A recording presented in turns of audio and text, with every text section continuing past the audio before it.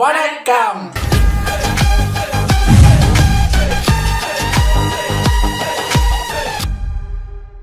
Sivan stories 109 தான் நம்ம இன்னைக்கு பார்க்க போறோம். ஏன் இன்னைக்கு 2 எபிசோடு இல்லைன்னு கேட்டா டைம் ஆகி விட்டது. அதனால இன்னைக்கு ஒரு எபிசோடு தான் நம்ம பார்க்க போகிறோம். முருகன் ஒரு மாதிரியா தாரகாசுரனை பண்ணிட்டாரு. இப்ப அடுத்த எதிரி வந்து ஏதாவது ஒரு ப்ராப்ளம் வந்தா அதை எப்படி ஃபேஸ் பண்றாங்கன்னு பாக்குறது தானே நமக்கு இன்ட்ரெஸ்டா இருக்கும். அடுத்து யாரு வாரா, என்ன பண்ண போறா அப்படிங்கறதெல்லாம் பாத்திரலாம். இப்போ முருகன் வந்துட்டாரு, ஒரு மாதிரி அவரோட ஒரு வேலையை பண்ணிட்டாரு. அடுத்தது விநாயகர் வரணும், அண்ணன் தம்பி சண்டை பிடிக்கணும், அதை பார்க்கணும், அதெல்லாம் பார்ப்போம். இது ஒரு 18 minutes வீடியோங்கிறதுனால டக்குன்னு பார்த்துட்டு ரெடி.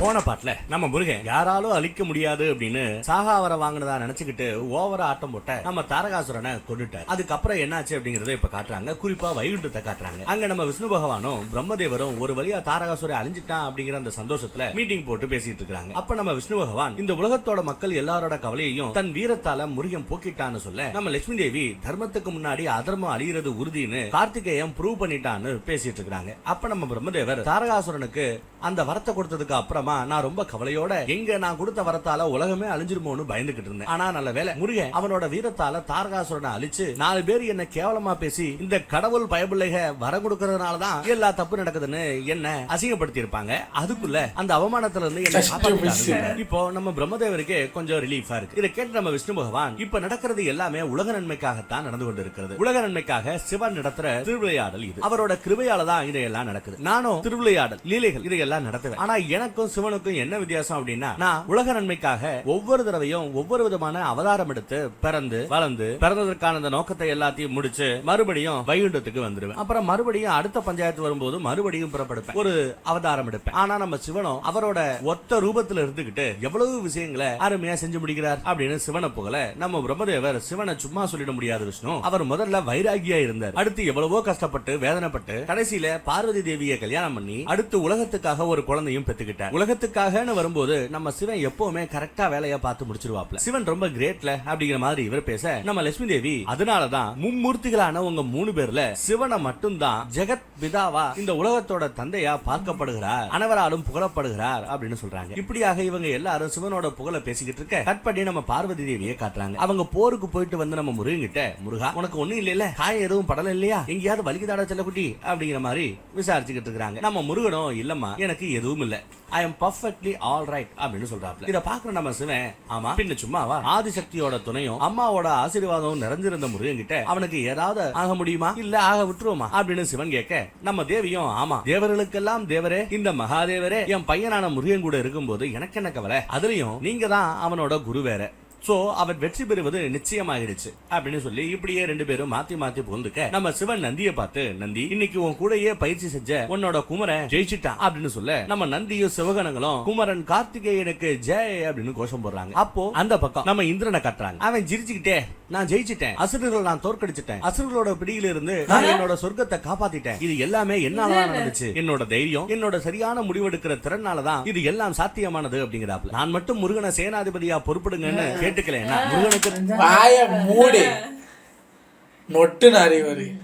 நானும் சண்டைக்கு போகணுமான்னு கேட்டால்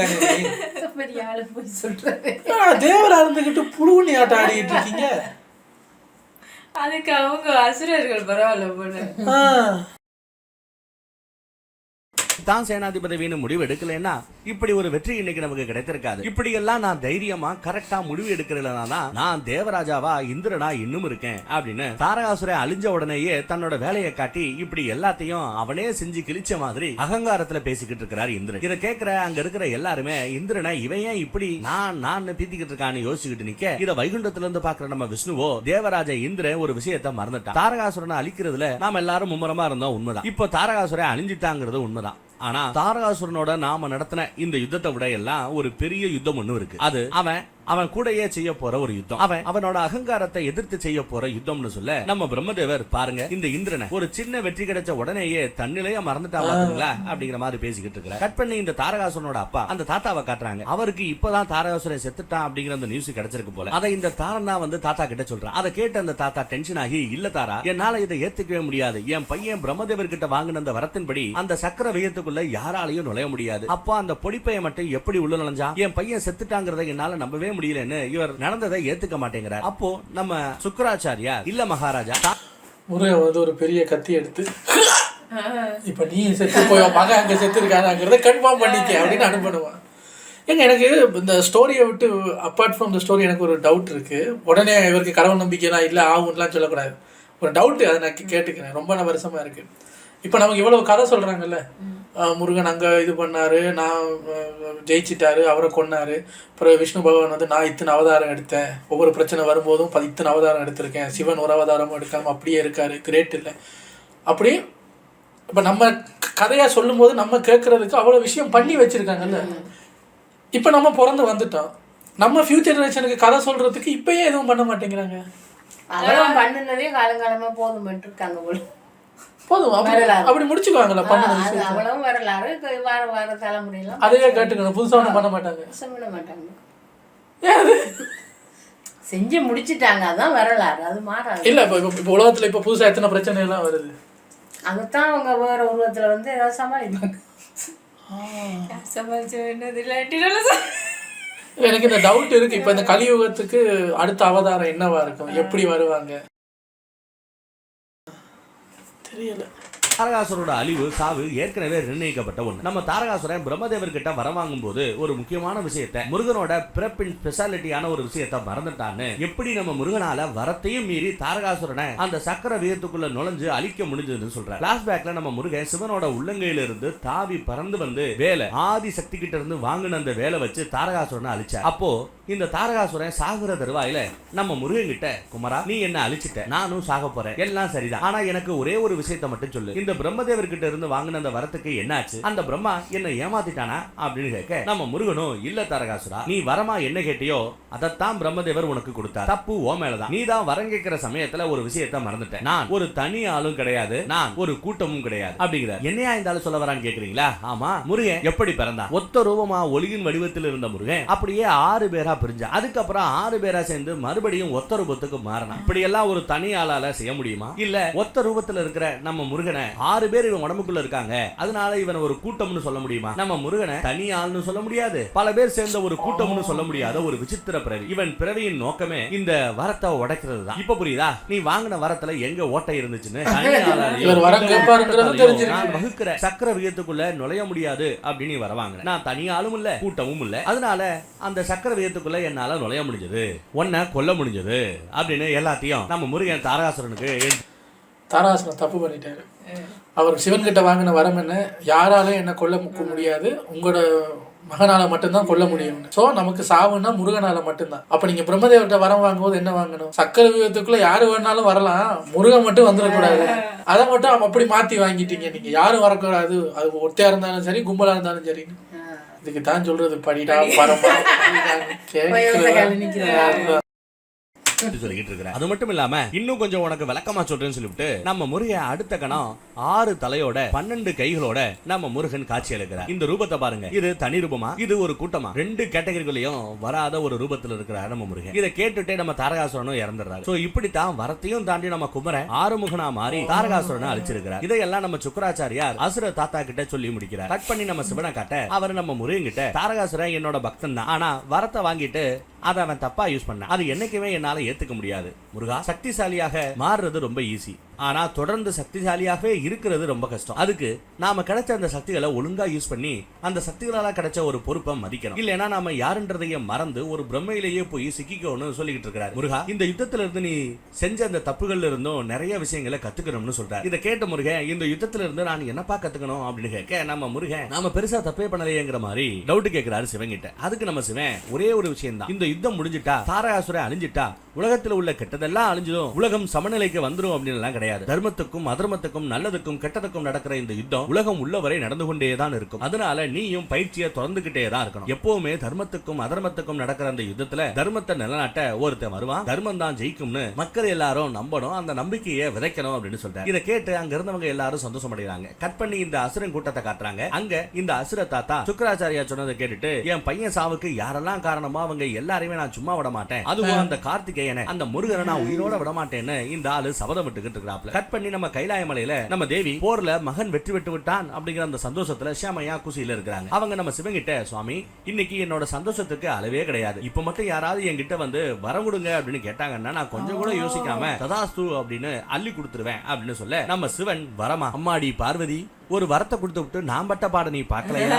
அப்படியெல்லாம் எந்த வரமும் நீ கொடுத்துறாத தாயே, நீ எந்த ஒரு வரமும் என்ன மாதிரி அவசரப்பட்டு கொடுத்துடாம நான் உன்னை பாத்துக்கணும் போலயே அப்படின்னு இவர் சொல்றார். அப்ப நம்ம தேவி, சுவாமி நீங்க சும்மா சொல்லாதீங்க, உங்களை பத்தி எனக்கு தெரியாதா? நீங்க அப்படி யோசிக்காம எல்லாம் எந்த ஒரு வேலையோ வரத்தையோ யாருக்கும் கொடுத்துட மாட்டீங்க. தாரகாசுரனை மீன் பண்ணி நீங்க இந்த உலகத்துக்கு ஒரு எடுத்துக்காட்ட காட்டணும்னு நினைச்சிருக்கீங்க. எப்படி ஒரு பக்தன் அகங்காரத்தினால கடவுளையே தன்னோட எதிரியா பார்க்க ஆரம்பிச்சாங்கிறத இது மூலமா உலகத்துக்கு நீங்க அகங்காரம்னு ஒரு விஷயம் எப்படி எல்லாம் ஆள மாத்தும் அப்படிங்கறத எடுத்து சொல்லி இருக்கிறீங்க அப்படின்னு சொல்ல நம்ம சிவன், பாருங்கடா டார்லிங் எப்படி எல்லாம் என்ன சூப்பரா புரிஞ்சுக்கிட்டான்னு பாத்தீங்களா? கரெக்டா தான் சொல்றா, உண்மைதான் பார்வதி. அதை தவிர்த்து நம்ம வாழ்க்கையில தொடர்ந்து கஷ்டம்னு ஏதாவது ஒண்ணு ஏதாவது ஒரு ரூபத்துல வந்துகிட்டே தான் இருக்கும். அதை நினைக்கும் போது ஒரு வைராகியான எனக்கே கண்ணு கலங்குது, கவலையா இருக்கு. அப்போ கருணை நிறைஞ்ச உன் மனசு எவ்வளவு கஷ்டப்பட்டு இருக்கும் அதை என்னால நினைச்சு கூட பார்க்க முடியல. ஃபர்ஸ்ட் பையன் பிறந்த உடனேயே அவனை விட்டு உன்னை பிரிக்க வேண்டிய ஒரு நிலை. அடுத்து கார்த்திகை பெண்கள் முருகனை கொடுக்க மாட்டேன்னு சொல்லி அப்பையும் உனக்கு ரொம்ப கஷ்டம். அப்புறம் ஏதோ கையில கால விழுந்து கைலாய மலைக்கு முருகனை கூட்டிட்டு வந்தோம். அப்புறமா அவன் உன்ன அம்மாவா ஏத்துக்கல, எவ்வளவு கஷ்டம். அது மட்டுமா, அடுத்து முருகனை வீரனாக்குறேன்னு சொல்லிட்டு மறுபடியும் உங்ககிட்ட இருந்து அவனை பிரிச்சேன். ஒரு அப்பாவா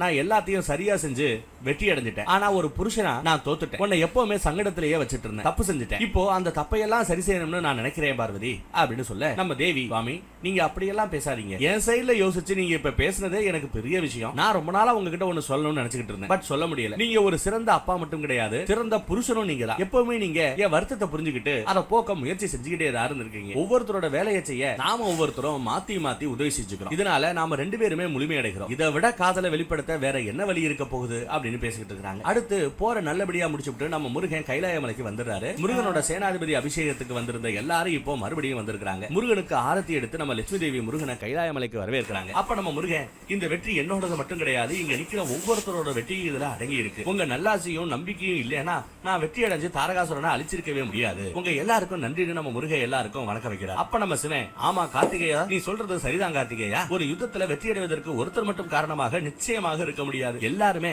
அவங்க வேலையை சரியா செஞ்சு கோஆபரேட் பண்ணி நம்பிக்கையோட செயல்பட்டா மட்டும்தான் யுத்தத்தில் வெற்றி அடைய முடியும்னு சொல்ல நம்ம விஷ்ணு பகவான், ஆமா ஆண்டவா எங்க எல்லாரோட நம்பிக்கையும் நல்லாசையும் விடுங்க, முக்கியமானது பெத்தவங்களோட ஆசீர்வாதம், அது இல்லைன்னா யாராலையும் வாழ்க்கையில எந்த ஒரு யுத்தத்திலையும் ஜெயிக்க முடியாது. அந்த வகையில பார்த்தா முருகன் ரொம்ப பாக்கியசாலி, அவனுக்கு ஆதிசிவன் ஆதிசக்தி பெத்தவங்களாவே அமைஞ்சிட்டாங்க, அவங்க ஆசீர்வாதமும் முருகனுக்கு இருக்குன்னு பேசிக்கிட்டு இருக்க. அங்க நம்ம தேவகுரு ஒரு வழியா இந்த வெற்றியால தேவர்களான எங்களோட எல்லா கஷ்டமும் தீர்ந்துருச்சு, இந்த வெற்றியை நாம பயங்கரமா கொண்டாடணும், கொண்டாட்டத்தோட சேர்த்து இந்திரனுக்கு எல்லா சம்பிரதாயங்களையும் ஃபாலோ பண்ணி தேவராஜாவா முடிசூட்டணும், சொர்க்கத்தை திருப்பி தரணும் அப்படிங்கிற மாதிரி சொல்ல இந்த இந்திரன், ஆமா குருதேவா ரொம்ப சரியா சொன்னீங்க, என்னோட சொர்க்கம் என்னோட சிம்மாசனம் என்னோட ராஜ்யம் எல்லாமே எனக்கு திரும்பி கிடைக்க போகுது, இது எல்லாம் சும்மா நடக்கல, நான் என்னோட வீரத்தால வெற்றி அடைஞ்சிருக்கிறேன், இன்னைக்கு ஒரு விஷயம் prove ஆகிருச்சு, என்னை விட சக்திசாலின்னு எந்த தேவனும் இனி கிடையாது, அசுரர்களால என்ன எதுவும் செய்ய முடியல இனியும் முடியாது அப்படின்னு சுத்தி இருக்கிறவங்க எல்லாரும் வித்தியாசமா பாக்குற அளவுக்கு பீட்டர் விட்டுக்கிட்டு இருக்காரு. அகங்காரத்துல ஏதேதோ பேசிக்கிட்டு இருக்காரு நம்ம இந்திரன். அகங்காரத்துல தாரகாசுரன் அழிஞ்சா இந்த ஆளு எப்ப அழிய போறான்னு தெரியல.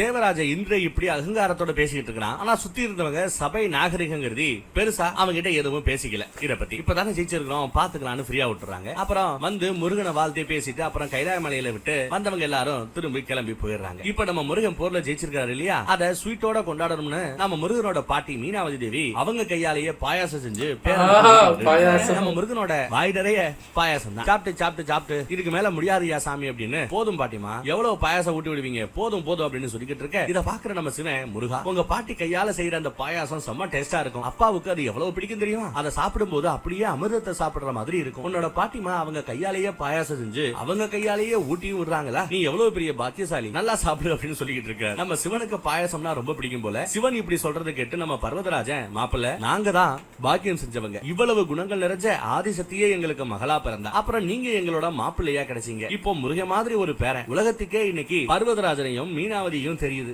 அதுக்கு காரணம் நீங்க எல்லாரும் தான் அப்படின்னு புகழ்ந்து பேசிட்டு இருக்காரு. கட் பண்ணி அந்த வழியில இருந்த தேவராஜனை தவிர மத்த தேவர்களை காட்டுறாங்க. அவங்க எல்லாரும் எதையோ யோசிச்சுக்கிட்டே நிக்கிறானுங்க. அப்ப நம்ம நாரதரங்க வந்து, என்ன தேவர்களா என்ன யோசிச்சுட்டு இருக்கீங்க, இந்த இந்திரனுக்கு என்னாச்சு, ஏன் அவன் இப்படி மாத்தி மாத்தி பேசி சொர்க்கத்தை ஏதோ அவனே அசுரர்கிட்ட இருந்து கைப்பற்றின மாதிரி பீட்டு விட்டுக்கிட்டு இருக்கான் அப்படின்னு விசாரிக்கிறார். இந்த அகங்காரம் பிடிச்ச இந்திரனுக்கு சொர்க்கத்தை மீட்டு கொடுத்தது நம்ம சிவபுத்திரன் கார்த்திகேயன், இதுக்கு உலகமே சாட்சி, இந்திரனை அத மறந்துட வேண்டாம் அப்படின்னு சொல்லு அப்படின்னு எச்சரிக்கிறார். இதை கேட்கிற தேவர்களோ நாங்களும் ஒத்துக்கிறோம். ஆனா இப்படி பேசி நாரதரே நீங்க என்ன ப்ரூவ் பண்ண பாக்குறீங்க? சரி நீங்க சொல்ற மாதிரியே இந்திரரை விட முருகன் தான் சக்திசாலின்னு வச்சுக்கிட்டாலும் அதுக்காக நீங்க எதுவும் முருகனுக்கு இந்த தேவராஜ பதவியை அள்ளி கொடுத்துட மாட்டீங்களே? முருகனுக்கு தான் தேவராஜ பதவியை கொடுக்கணும்னு வேற எங்கேயும் வாங்கி விட்டுறலையே அப்படிங்கிற மாதிரி தேவர்கள் கேட்க நம்ம நாரதர் அட இது நல்ல ஐடியாவா இருக்கே, நான் யோசிக்காம விட்டனே.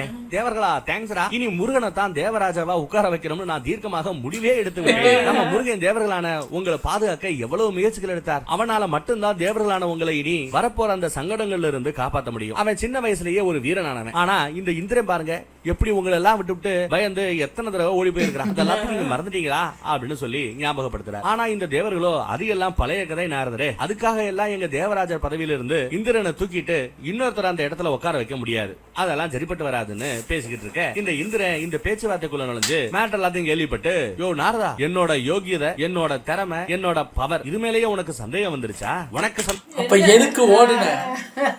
எதுக்கு ஓடுன? ஓடி போய் ஒளிஞ்சில இருந்த ஒவ்வொரு வாட்டியும் இந்த அண்டை வெளியில நின்றுக்கிட்டு தானே எல்லாத்தையும் ஒட்டு கட்டிக்கிட்டு ஐயோ முருகன் போடுவான் எப்ப காப்பாத்துவான்னு போயா சந்தேகம் இருக்கலாம். ஆனா என்னோட சக்தி மேல என் தேவ மக்களுக்கு நம்பிக்கை இருக்கிறது. இங்க பிரச்சனை நீங்க தான். இங்க பிரச்சனை முருகன் தான். முருகன் சம்பந்தப்பட்ட எந்த ஒரு முடிவையும் நீங்களோ நானும் எடுத்துட முடியாது. அவன் இன்னும் சின்ன பையன். சோ அவன் ரிலேட்டடான விஷயங்கள் எல்லாத்தையுமே முடிவு பண்ண போறது அவங்கள பெத்த சிவன் பார்வதி தான். அதனால இந்த பிரச்சனையை நம்ம சிவன் கிட்டேயே கொண்டு போவோம். ஒருவேளை சிவனே முன் வந்து முருகனுக்கு தேவராஜர் பதவியை கொடுங்க அப்படின்னு சொல்லிட்டாருன்னா முருகனே தேவராஜாவா இருந்துட்டு போட்டோம். அதுக்கப்புறம் எனக்கு ஒன்றும் பஞ்சாயத்து இல்ல. அப்படி இல்லாம இல்ல இந்திரனே தேவராஜாவா இருக்கட்டும் நானே இருந்துப்பேன். அப்ப நீங்க நாரதரை எதுவும் பிரச்சனை பண்ணக்கூடாது. இதுக்கு நீங்க சம்மதமா ஓகேவா அப்படின்னு கேட்க அவரும் சரின்னு சொல்ல சரி வாங்க எல்லா பேரும் நம்ம சிவன் கிட்ட போய் இத பத்தி பேசலாம்னு சொல்றாங்க. சரி வாங்க போலாம் அப்படின்னு சொல்லி மொத்த பேரும் அப்படியே அங்க இருந்து கைலாய மலைக்கு போய் சிவன் பார்வதி தேவியை பார்த்து ஒரு வணக்கத்தை வச்சு பேச ஆரம்பிக்கிறாங்க. நாரதர் சொல்றதை கேட்டு நம்ம தேவி ஹாப்பி ஆகி சூப்பர் நாரதா இவ்வளவு சின்ன வயசுலயே என் பையன் தேவர்களோட ராஜாவானா பெருமைதான், அது ஒரு பெரிய சௌவாக்கியம் தான் அப்படின்னு சொல்ல நம்ம நாரதர் ஆமா தேவி முருகன் தேவர்களோட ராஜாவா வந்தா நல்லா தான் இருக்கும். ஆனா இந்திரே சொல்றதுபடி முருகனோ சின்ன பையன். சோ அவன் சம்பந்தப்பட்ட முடிவுகளை எடுக்க வேண்டியது பெத்தவங்களான நீங்க மட்டும்தான். எங்க சொல்லுங்க முருகனுக்கு தேவராஜ பதவி கொடுக்கலாமா வேண்டாமா அப்படிங்கிற மாதிரி நாரதர் விசாரிச்சுக்கிட்டு இருக்க கரெக்டா அப்பதான அந்த ஏரியா பக்கம் என்ட்ரி ஆறாரு. என்னடா மறுபடியும் கூட்டத்தை கூட்டிட்டாங்களேங்கிற மாதிரி பார்க்க வராரு. சரியா அந்த டைம்ல நம்ம நாரதர் அப்போ பெத்தவங்களான உங்க அனுமதி இருந்தா நாங்க முருகனை தேவராஜாவா ஆக்கலாமா அப்படின்னு கேட்கிறார். நாரதர் அப்பா கிட்ட இப்படி பேசுறத பார்த்து நம்ம முருகனும் ஆஹா நம்ம தேவராஜாவானா நல்லா தான் இருக்கும் அப்படிங்கிற மாதிரி ஒரு பக்கம் சந்தோஷமா இருக்கிறார். இப்போ எல்லாருமே ஆவலா சிவன் என்ன சொல்ல போறார் அப்படிங்கறத கேட்கறதுக்காக காத்துட்டு இருக்காங்க. இந்த பக்கம் இந்திரனுக்கோ பக்கு பக்குன்னு இருக்கு. ஒரு பக்கம் தேவி வேற பையன் தேவராஜாவானா நல்லா இருக்குமேங்கிற மாதிரி ஓகே சொன்னாங்க. அதே மாதிரி சிவனும் ஓகே சொல்லிட்டாருனா அப்படின்னு பயந்துகிட்டு நிக்கிறான். அப்ப நம்ம சிவன் இல்ல இதை அனுமதிக்க முடியாது அப்படின்னு சொல்லிடுறாப்ல. இதை கேட்டு நம்ம தேவியும் முருகனும் சிவன் ஏன் இப்படி சொல்றாருன்னு முழிக்க இந்த தேவராஜா இந்திரனுக்கு மட்டும் ஆஹா அப்படின்னு இப்பதான் அவனுக்கு உசுறு வந்த மாதிரி ஃபீல் பண்றான். அப்ப நம்ம தேவி சிவன் கிட்ட சுவாமி ஏன் இல்லைன்னு சொல்றீங்க, நம்ம மகன் தேவராஜாவானா நல்லா தானே இருக்கும் அப்படின்னு பேசுறாங்க. அதுக்கு நம்ம சிவன் பார்வதி ஒரு ராஜாவா இருந்தா தன்னோட மக்களை நல்லபடியா கவனிச்சுக்கிற மாதிரி ஏகப்பட்ட பொறுப்புகள் வரும். அந்த மாதிரி பொறுப்புகள் எல்லாத்தையும் ஒரு சின்ன பையனை நம்பி எப்படி நாம முருகனுக்கு கொடுக்க முடியும்? முருகன் சக்திசாலி தான், அதுல சந்தேகமே வேண்டாம். ஆனா வெறும் சக்தியை நம்பி இந்த பொறுப்பை முருகனுக்கு கொடுக்க முடியாது. கார்த்திகேயன் சக்திசாலி தான் அவன் கிட்ட, ஆனா ஒரு ராஜாவா இருக்கிறதுக்கான அறிவோ அனுபவமோ இன்னும் கிடைக்கல அப்படிங்கிறார். இதை கேட்டு நம்ம அக்னி தேவர் ஏதோ ஒரு டயலாக் பேசுறாரு. அவருக்கும் முருகன் தேவராஜாவானா இப்ப அவரோட வைஃப் கேட்கணுமா முருகனுக்கு அந்த தேவராஜா ஆகிறதுக்கு அறிவோ பக்குவமோ இல்லை, இந்த ஆளுக்கு மட்டும் இருக்கா? இந்த ஆளுக்கு அறிவு சுத்தமா இல்லையா? இந்த ஆள் மட்டும் தேவராஜா ஆகிருக்காரு. சந்தோஷம் தான் போல. அவர் சிவங்கிட்ட அந்த ராஜாவா இருக்கிறதுக்கான அறிவையும் கல்வியையும் நீங்க முருகனுக்கு சொல்லி தரலாமே, அறிவையும் அனுபவத்தையும் நீங்க முருகனுக்கு கொடுக்கலாமே, உங்களால முடியாததுன்னு என்ன இருக்கு பிரபு அப்படின்னு கேட்க நம்ம சிவனோ இல்ல அக்னி தேவரே இங்க ப்ராப்ளம் என்னால முடியுமா முடியாதா அப்படிங்கிறது இல்ல. முருகன் பிறந்த அந்த நோக்கம்னு ஒண்ணு இருக்கு. அவன் தேவர்களையும் உலக மக்களையும் உலகத்தையும் அதர்மம் செய்யறவங்க கிட்ட இருந்து பாதுகாத்து வைக்கிறது தான். அதுதான் அவனோட வேலையை தவிர ஒரு ராஜாவா மாறுறது இல்ல. தேவர்களோட ராஜாவா இந்திரதேவனே இருக்கணும். முருகன் ஒரு போர் வீரனா தேவர்களோட சேனாதிபதியா தொடர்ந்து பொறுப்போட தேவர்களை பாதுகாக்கிற உலக மக்களை பாதுகாக்கிற அந்த உன்னதமான பணியை தொடர்ந்து செய்யட்டும் அப்படின்னு சொல்லிடுறாரு. இதை கேட்ட இந்திரன் ஆஹா சிவன் முடிவு பண்ணிட்டாப்ல. முடிவை மாத்த மாட்டாங்கிற அந்த நம்பிக்கையில பெரிய நல்ல மாதிரி பிரபு என்னோட தேவர்களுக்கும் நம்ம நாரதருக்குமே முருகன் ஒரு நல்ல ராஜாவா இருப்பான்னு நம்பிக்கை இருக்கு. உங்களுக்கு ஏன் பிரபு நம்பிக்கை இல்ல? சும்மா ஒரு தடவை முருகனோட டேலண்ட் என்ன, முருகனோட பவர் என்ன, அவனால என்ன செய்ய முடியும் ஒரு நல்லவனா அப்படிங்கறத தெரிஞ்சுக்கிறதாவது முருகனுக்கு தேவராஜாங்கிற அந்த பதவியை கொடுத்து பார்க்கலாமே அப்படிங்கிற மாதிரி பிட்ட போடுறேன். அதுக்கு நம்ம சிவன் சிவபுத்திரனான முருகனுக்கு அவனோட டேலண்ட் என்ன, அவனோட பவர் என்ன அப்படிங்கறதெல்லாம் காட்டுறதுக்கு ஒரு சிம்மாசனமோ ராஜாங்கிற பதவியோ தேவையில்லைன்னு சொல்லி இந்திரனுக்கு பதில் சொல்றார். அப்ப இந்த இந்திரன், சரி பிரபு, அப்ப உங்க ஆசையோட உங்க ஆசீர்வாதத்தோட நானே தேவராஜாவா இருக்கிறேன் அப்படிங்கிற மாதிரி உங்க ஆசீர்வாதத்தை கொடுங்க அப்படின்னு சிவனுக்கு வணக்கத்தை வச்சுட்டு அவனோட ஆசீர்வாதத்தையும் வாங்கிட்டு இந்த இந்திரன் மத்த தேவர்களை கூட்டிட்டு கைலாய மலையை விட்டு கிளம்பிடுறாப்ல. ஆனா இதையெல்லாம் ஒரு ஓரமா இருந்து பாக்குற நம்ம முருகன் தான் ரொம்ப கவலையோட, அப்பாவுக்கு நம்ம மேல ஏன் இன்னும் நம்பிக்கை வரல, நான் என்ன பண்ணாலும் அவருக்கு பத்தாது போலயே, என்னோட திறமையை அவர் நம்பவே மாட்டார் போலயே அப்படின்னு மனசுக்குள்ளேயே நினைச்சுக்கிட்டு கவலையோட அழுகிற மாதிரி நின்னுகிட்டு இருக்கிறார். கட் பண்ணி இந்த தாரகாசுரனோட 3 பசங்களை காட்டுறானுங்க. அவனுங்க ஏதோ ஒரு சிவன் கோவில்ல இருந்து சிவலிங்கத்துக்கு பூஜை செஞ்சுக்கிட்டு இருக்கானுங்க. அப்போ அங்க இந்த அசுர தாத்தா ஒரு அசுர கூட்டத்தோட அங்க வந்து இவனுங்க இப்படி சிவனை வழிபட்டு இருக்கிறத பார்த்து, தாரகாசுரனோட பசங்களா உங்க கடமையை நல்லா செய்றீங்கடா, உங்க சிவபக்தியை பார்த்து உங்களோட அப்பாவோட ஆத்மாவுக்கு எவ்வளவு சாந்தி கிடைச்சிருக்குன்னு தெரியுமா, இந்த சிவன் அவனோட புத்திரனை வச்சு உங்க அப்பன் தாரகாசுரனை கொன்னுட்டான், உங்க அப்பன் செத்துட்டான்டா அப்படின்னு ஆவேசத்தோட சொல்றாப்ல. இதை கேட்டு அவனுங்க 3 பேரும் என்னது அப்பா இறந்துட்டாரா அப்படின்னு கவலையோட கேக்குறாங்க. அதுக்கு இந்த தாத்தா, என்னடா எதுவுமே தெரியாத மாதிரி நடிக்கிறீங்களா, உங்க அப்பா செத்துட்டாருன்னு உங்களுக்கு தெரியாதா, நீங்க எல்லாம் தாரகாசுரனோட பசங்க தானா, உங்களுக்கு இது கேவலமாக இல்லையா, அப்பா செத்ததுக்கு நீங்க 3 பேரும் ஒரு காரணம் தான், ஆமா உதவி கேட்டு வந்தான்ல, நீங்க என்னடா உதவி செஞ்சீங்க, உங்க அப்பன் ஜாவுக்கு நீங்க தாண்டா காரணம், உருப்படாதவங்களா. ஆனா உங்க 3 பேரை தவிர்த்து 4வதா இதோ தாரகாசுரனோட 4வது பையன் தாரன் இருக்கிறான், இவன் தான் நம்பிக்கை நட்சத்திரம், இவங்க அப்பாவை அப்படிங்கிற மாதிரி எடுத்து சொல்ல அவனும், ஆமா அப்பாவை கொன்ன அந்த சிவனையும் சரி அந்த சிவபுத்திரனையும் சரி நான் சும்மா விட மாட்டேன், பலிக்கு பலி வாங்கியே தருவேன், அப்பாவால செய்ய முடியாத பாதியிலேயே விட்ட அந்த வேலைகள் எல்லாத்தையும் நான் செய்வேன்னு சொல்றான். இதை கேட்டு நம்ம அசுர குருதேவர் முன்னாடி வந்து, தாரா சிவனையும் அவரோட குடும்பத்தையும் அழிக்கணுங்கிற அந்த எண்ணமே ஒன்னு அழிச்சிடும், இதைத்தான் நான் உங்க அப்பனுக்கு எத்தனையோ முறை எடுத்து சொல்லி புரிய வைக்க பார்த்தேன், ஆனா அவன் அதை புரிஞ்சுக்கவே இல்லை, வாழணும் வாழணும் அமரத்துவத்தோட வாழணும்னு ஆசையோடயே கடைசியில செத்து போயிட்டேன், அல்ப ஆயுசுல செத்து போயிட்டேன், நீயும் சிவனை அழிக்க போறேன்னு போய் செத்துறாதரா அப்படின்னு எச்சரிச்சு அட்வைஸ் பண்றாப்ல. அதெல்லாத்தையும் கேட்டும் கேட்காத மாதிரி இந்த தாரை, அதெல்லாம் முடியாது, அசுரர்களுக்கு இடைக்கப்பட்ட இந்த அநியாயத்துக்கு நான் பழி வாங்கியே தருவேன், சிவனை அழிப்பேன், இது என் சபதம் அப்படின்னு சபதம் எடுக்கிறான். சத்தியம் பண்ற அடுத்து என்ன காத்துருங்க. தெரியுமே எங்கேயாவது அவர் அழிக்க முடியுமா, என்னங்க பெரிய வில்லன், அதான் பெரிய வில்லன் வரும்னு பார்த்தா இந்த டம்மி பீஸ் தான் வரும் போல இருக்க வில்லனா. சரி என்ன ஏதுங்கிறத பார்ப்போம். இப்போ முருகன் வந்துட்டார்ல, இப்போ அடுத்தது நமக்கு விநாயகரோட என்ட்ரிக்கு ஆசையா இருக்கு. எனக்கு அதையும் தாண்டி ஆட்டுத்தலை சாரை பார்க்கணுங்கிறது ஒரு ஆசையா இருக்கு. பார்த்துடலாம் என்ன ஏதுங்கிறத பார்க்கலாம். இன்னொரு 1 வருஷத்துக்கு ஓடும், பொறுமையா பார்ப்போம். உங்களை அடுத்த வீடியோல வந்து சந்திக்கிறேன். Take care.